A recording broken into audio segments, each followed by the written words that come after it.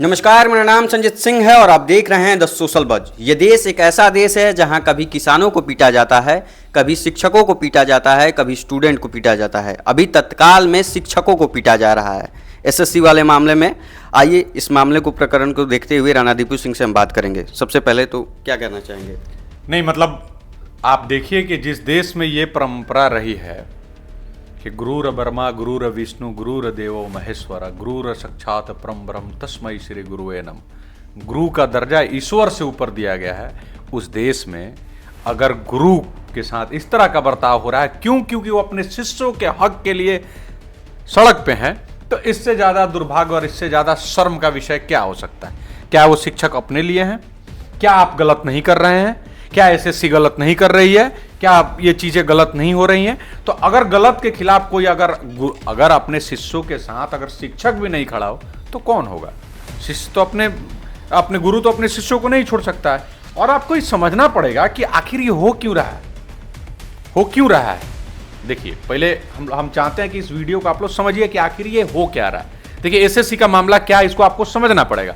देखिए, एसएससी का पहले एग्जाम लेता था टीसीएस। कई सारा पेपर लीक का मामला आया, सीजीएल वाला मिस्टेक हुआ, बच्चों ने उस पर प्रदर्शन किया, एफआईआर हुआ, तो वेंडर चेंज किया गया। वेंडर चेंज करके ईडीक्विटी को दे दिया गया। अब ईडीक्विटी को ईडीक्विटी वेंडर कैसे बना? ये आदमी आधा पैसा में ही उठाया कि एग्जाम हम आधा पैसा में उठा लिया। तो आप समझ लीजिए कि अगर मान लीजिए 100 रुपया का आया, 50 में उठाइएगा तो आप काम कैसा दीजिएगा? आप पहले ही यहीं से नियत समझ लीजिए, ठीक है। तो उसने आधे पैसा में इसको टेंडर कर लिया, इसको वेंडर बना लिया गया। सरकार दे भी दी कि चलो हमको आधा में उठ गया, आई भी उठा लिया कि हम अपना इसी में काट कूट के बचा लेंगे। ये कितना शर्म का विषय है। उसके बाद अब जब आधा में उठाया तो क्या करेगा? उसने क्वेश्चन सेट किया एआई जनरेटेड, टीचर से नहीं, एआई जनरेटेड। अब उसका नुकसान क्या हुआ? क्वेश्चन रिपीट आने लगा। कई मामलों में क्वेश्चन जो है वो रिपीट आने लगा। और उससे भी ज्यादा है कि लेवल जो था क्वेश्चन का उस लायक था नहीं, ठीक है। दो प्रॉब्लम। तीसरा प्रॉब्लम कि जो लोग सेंटर में अपना ऑप्शन देता है, 3 गो बच्चा लोग, तो मान लीजिए जो पटना का बच्चा उसको अंडमान दे दिया है। तो ये कितना खराब चीज है, आप समझिए। पहले तो ये आप समझ गए कि इसमें एआई जनरेटेड क्वेश्चन आ गया। उसके बाद क्वेश्चन रिपीटेड होने लगा, क्वेश्चन का कोई लेवल नहीं था, एक ही क्वेश्चन 2 बार रिपीट होने लगा। उसके बाद आपको ये सेंटर जो है यहाँ के बदले किसी और को, यहाँ पटना के आदमी को अंडमान दे दीजिए, निकोबार लक्षद्वीप दे दीजिए, तो क्या स्थिति रहेगा? अब आप समझिए कि वहां जाने के बाद सेंटर पे क्या प्रॉब्लम हो रहा है। किसी का सिस्टम काम नहीं कर रहा है, किसी का माउस काम नहीं कर रहा है। अब बच्चा के लिए अगर एसएससी में माउस नहीं काम करेगा तो उसके लिए पेन है, तो पेन ही जब हो जाएगा खत्म तो क्या करेगा? तो इस तरह की चीजें हो रही हैं।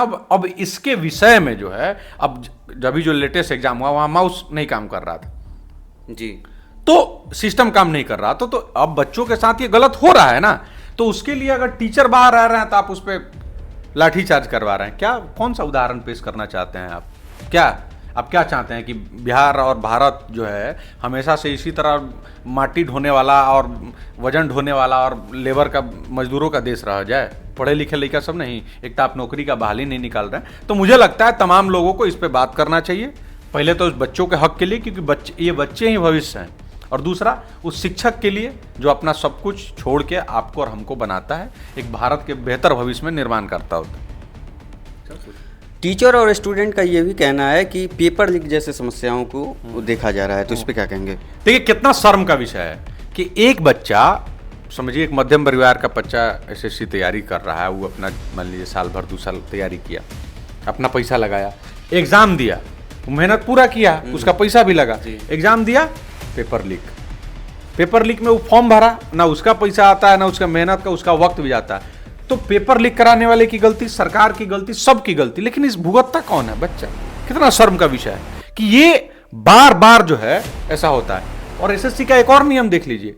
पहले था कि ये लोग अपना अपील करता था कि ये क्वेश्चन गलत है, अगर कोई क्वेश्चन गलत सेट हो जाता था तो जब अपील करता था ये लोग तो फ्री में होता था। अब क्या कर दिया कि एक क्वेश्चन पे आपको 100 रुपया देना है। अगर आपका क्वेश्चन सही होता तो लौट के आएगा, पता ना कब लौट के आएगा। इस वजह से कितना घोटाला हो गया। तो सवाल यह है कि आखिर ये क्यों? और टीचर्स को अरेस्ट करने का, मारने का, पीटने का, मतलब कैसे ही सोच आप लोग सकते हैं? और जितने भी टीचर्स हैं मैं उनका धन्यवाद करूंगा कि, और ये तो हैं ही, गुरु तो हैं ही हमारे, चाहे वो गगन प्रताप हो, चाहे वो अभिनव शर्मा जी हों, चाहे वो नवीन सर हों, चाहे राकेश यादव जी हों, चाहे आदित्य रंजन जी हों, रोशन जी, चाहे नीतू मामी, चाहे जितने भी शिक्षक हैं। और मुझे लगता है शिक्षकों की ही केवल ही जिम्मेवारी नहीं है, क्योंकि बच्चे जो पढ़ते हैं वो आपके घर के भी होते हैं, हमारे भी घर के होते हैं, और हम तमाम लोगों के का ये फर्ज बनता है कि अपने इस भविष्य को संवारें और उनका साथ दें। कहा जा रहा है कि ये घोटाला एक ऐसा है कि जिसका प्रूफ नहीं आ रहा है, तो प्रूफ कैसे आएगा जब एग्जाम हो जा रहा है, पैसा स्टूडेंट दे ही दे रहा है, उसका पैसा तो रिफंड आया नहीं, तो वो पैसा कहाँ जा रहा है? मतलब किस बात का? बिहार में तो बीपीएससी का पेपर लीक हो गया है यार, जो सबसे बड़ा एग्जाम होता है उसका पेपर लीक हो जाता है। हर पेपर तो यहाँ लीके होता है, इससे ज़्यादा क्या मतलब? अभी मेडिकल का पेपर आपको लीक हुआ, तो बताइए कि जब मैं हमेशा एक बात आपको कहना चाहता हूँ, सरकार की अगर मंशा होती कि हमको अपना बेहतर भविष्य देखना है तो सब ठीक कर सकती है। ये वही सरकार है जिसने धारा 370 हटा दिया, यही सरकार है जिसने राम मंदिर बनवा दिया, ये वही सरकार है जो अभी सीए एनआरसी भी लागू करवा दे।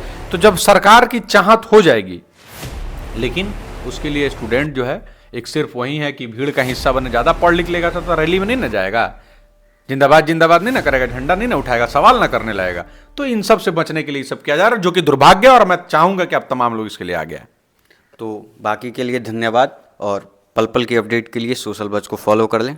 धन्यवाद।